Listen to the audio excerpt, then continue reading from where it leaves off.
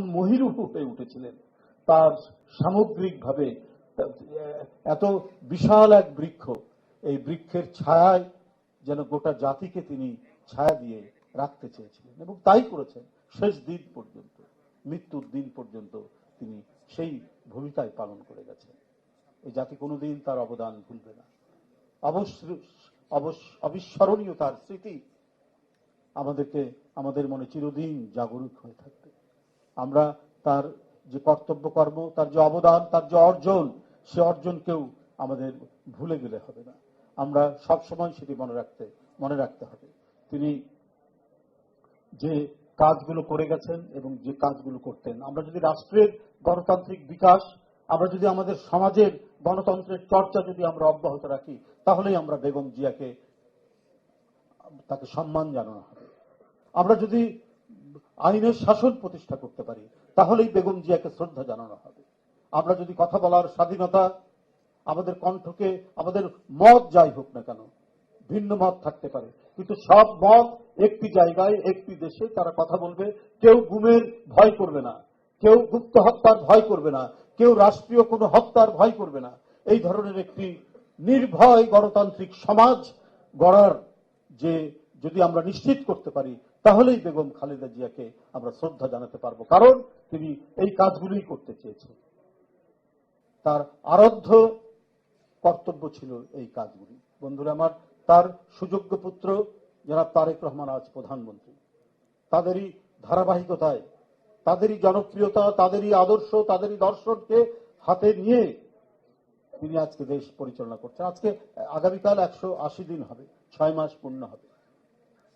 তো আমি শুধু বলবো যে অনেক তার যে সোশ্যাল আপলিফমেন্ট, সামাজিক সুরক্ষার ব্যাপারে যে কাজগুলো তিনি করেছেন, এটা তো নিঃসন্দেহে প্রশংসার দাবিদার এই সময়ের মধ্যে। এবং তিনি যেদিন প্রধানমন্ত্রী হয়েছেন তার পরের দিন থেকে তিনি ফ্যামিলি কার্ড, তিনি কৃষক কার্ড এবং হেলথ কার্ডের জন্য তার ঘোষণা, তিনি কিলোমিটারের পর কিলোমিটারের যে খাল খনন সেইটা তিনি শুরু করে দিয়েছেন।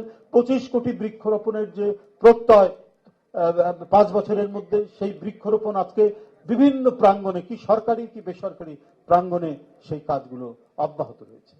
প্রাথমিক স্কুল হচ্ছে আমাদের উন্নয়ন বলি, আমাদের কি বলে যে আমাদের বেড়ে ওঠা, আমাদের বিকাশ সবার জন্য হচ্ছে আমাদের প্রথম যে জায়গাটি, সেটা হচ্ছে প্রাথমিক শিক্ষা।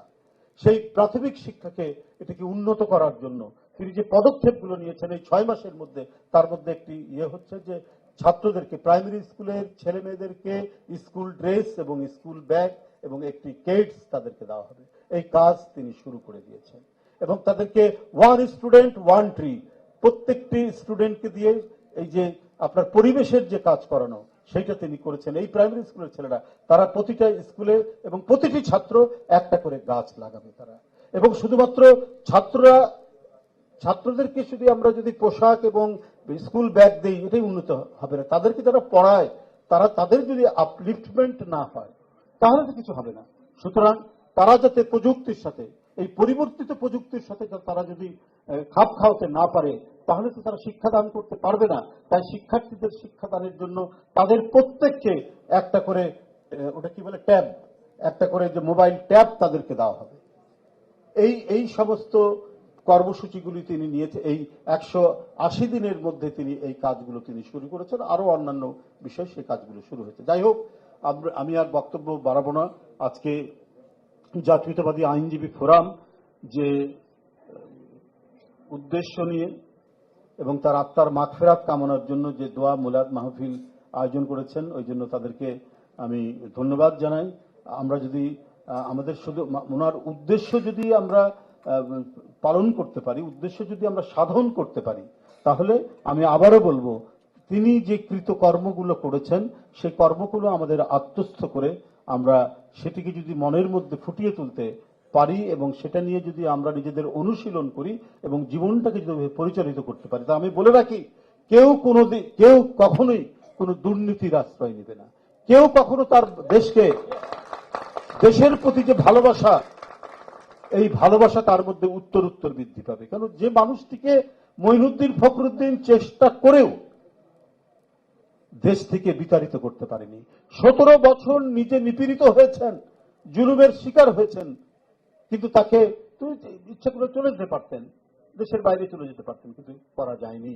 তো দেশপ্রেমের যে পরাকাষ্ঠা তিনি দেখিয়েছেন, এইটা যদি আমরা অনুসরণ করি, সত্যিকার অর্থেই একজন জাতীয়তাবাদী দেশপ্রেমিক মানুষ হিসাবে আমরা গড়ে উঠতে পারবো। আমি আবারও তার আত্মার মাগফিরাত কামনা করে আমার বক্তব্য শেষ করছি।